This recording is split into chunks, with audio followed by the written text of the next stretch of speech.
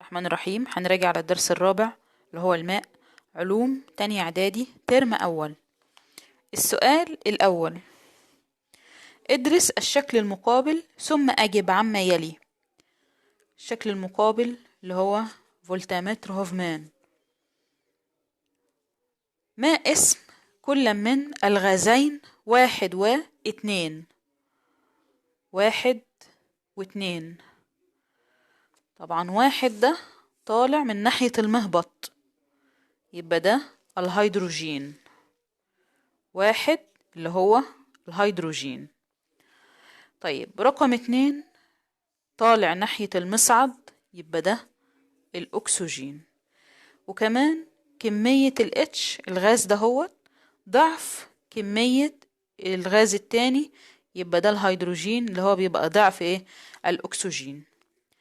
طيب اكتب المعادلة الرمزية المعبرة عن التفاعل الحادث. طبعا المعادلة الرمزية المعبرة عن التفاعل الحادث اللي هي تحليل الماء كهربيا، اللي هو 2H2O اللي هو الماء، وبيكون محمض وبيحصل له تحليل كهربي وبينتج 2H2 اللي هو غاز الهيدروجين والأكسجين O2، غازي الهيدروجين والأكسجين. طيب ما حجم الغاز الذي يشتعل بفرقعة عند تقريب؟ ما حجم الغاز الذي يشتعل بفرقعة؟ مين الغاز الذي يشتعل بفرقعة؟ اللي هو الهيدروجين.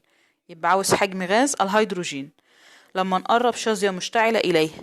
إذا كان حجم الغاز الآخر 8، الغاز الآخر اللي هو الأكسجين، لأن ما عنديش غير هيدروجين وأكسجين، الغاز الآخر 8، يبقى الهيدروجين هيساوي كام؟ ضعفه، يبقى 16.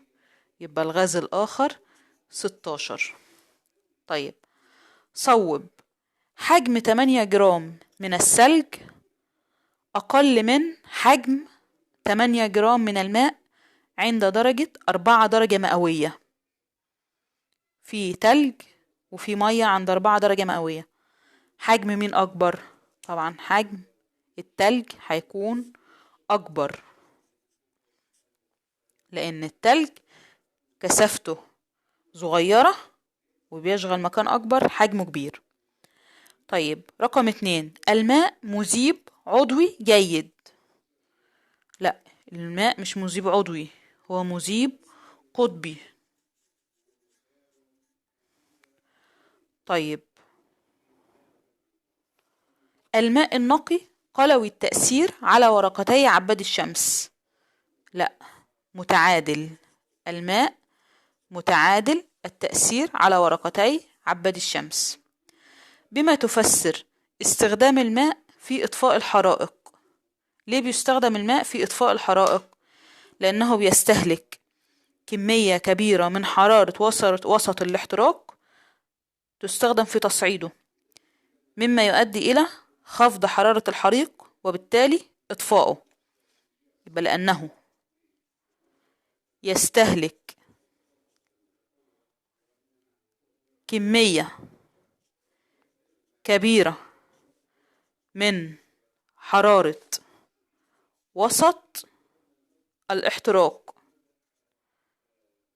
تستخدم في تصعيد الماء، مما يؤدي إلى انخفاض حرارة الحريق وبالتالي يؤدي إلى إطفائه. طيب ننتقل إلى السؤال اللي بعد كده: ما الدور الذي تقوم به المنظفات الصناعية في تلوث الماء؟ المنظفات الصناعية هتخلي الطحالب تنمو ببطء وتموت الأسماك لأنها مش هتلاقي الغذاء كي تأكله، يبقى تنمو الطحالب ببطء وتموت الأسماك لنقص الغذاء المتاح لها. طيب، ما السلوكيات الواجب مراعاتها لحماية المياه من التلوث؟ عشان نحمي المياه من التلوث نعمل ايه؟ أول حاجة عدم التخلص من مياه الصرف الصحي ومخلفات المصانع، وعدم إلقاء الحيوانات النافقة في الأنهار والترع. يبقى عدم التخلص من الصرف الصحي، مياه الصرف الصحي، ومخلفات المصانع، وإلقاء الحيوانات النافقة، عدم إلقاء الحيوانات النافقة في الأنهار والترع. رقم 2 تطهير خزانات مياه الشرب باستمرار. طيب، كمان عدم تخزين مياه الصنبور في زجاجات المياه المعدنية الفارغة المصنوعة من البلاستيك. يبقى عدم تخزين مياه الصنبور في زجاجات المياه المعدنية الفارغة والمصنوعة من البلاستيك. طيب، أكمل. يزداد تركيز الزرنيخ في مياه الشرب مما يسبب الزرنيخ يعمل ايه لو زاد في مياه الشرب؟ يعمل سرطان الكبد. طيب، ترتبط جزيئات الماء بروابط طبعا هيدروجينية، وهي المسؤولة عن نقط خواص الماء، طبعا شذوذ خواص الماء. رقم 3 من المواد التي تذوب في الماء ايه وايه؟ طبعا السكر والملح. طيب، ما المقصود به التأين؟ طبعا التأين هو تحول جزيئات بعض المركبات التساهمية إلى أيونات. تحول جزيئات بعض المركبات التساهمية إلى أيونات. طيب، الرابطة الهيدروجينية، ما المقصود بالرابطة الهيدروجينية؟ هي تجاذب إلكتروستاتيكي ضعيف بين جزيئات المركبات القطبية. تجاذب إلكتروستاتيكي ضعيف بين جزيئات المركبات التساهمية كالماء. طيب، اختر من العمود B ما يناسب العمود A وأعد كتابة العبارة كاملة. رقم 1 اختلاط فضلات الإنسان والحيوان بالماء. عاوزين نختار له عنصر من B.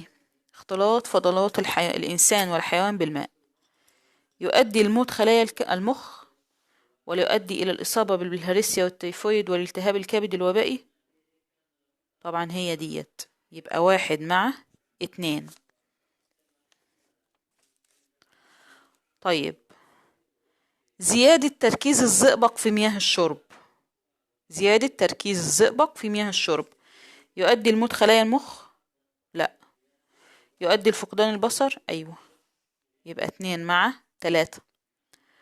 طيب، ارتفاع درجة حرارة المناطق البحرية التي تستخدم مياهها في تبريد المفاعلات النووية يؤدي إلى موت خلايا المخ؟ لا. يؤدي إلى ارتفاع معدلات الإصابة بسرطان الكبد؟ لا. يؤدي إلى هلاك الكائنات البحرية نتيجة لانفصال الأكسجين الزائف في الماء؟ أيوة، يبقى 3 مع 5. طيب، تناول الأسماك التي تحتوي على تركيزات مرتفعة من الرصاص يؤدي إلى موت خلايا المخ؟ أيوة، يبقى 4 مع 1.